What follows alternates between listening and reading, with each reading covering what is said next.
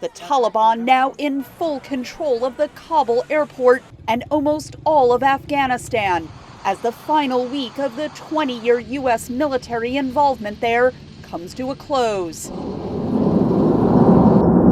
But the Taliban faces challenges as the women of Afghanistan demand respect for their human rights, protesting here in the streets of Herat. And a serious drought sweeps the country, raising questions about how the country will sustain itself without significant international aid. The U.S. has not recognized the Taliban as the official government of Afghanistan. No one is saying from the federal government, no one, the president, the Secretary of Defense, no one from the intelligence community, that the Taliban are good actors, right? We are not saying that. That is one of the reasons we are being so clear that we are not rushing to recognition. We will be watching clearly. We have a range of leverage at our disposal, including access to the global marketplace. The U.S. is working to reopen Afghan airports and redirect aid to directly assist the Afghan people.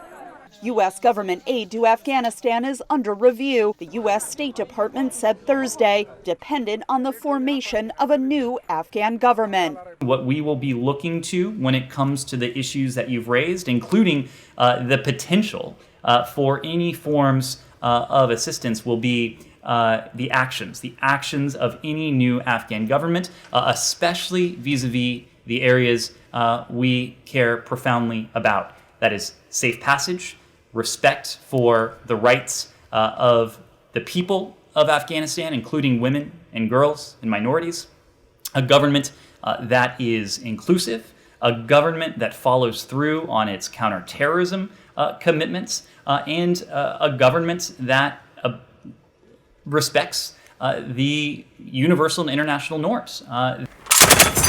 Still outside of Taliban control is the Afghan province of Panjshir, where resistance fighters led by Ahmad Massoud have fought fiercely in recent days. But the Pentagon said the U.S. was not involved in helping the resistance. The U.S. military mission in Afghanistan is over.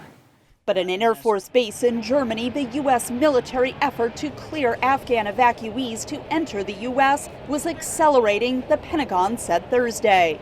We're about to become in a position to where we're going to process about 500 or 600 in every day, and we're probably going to have 2,500 to 3,000 to depart every day.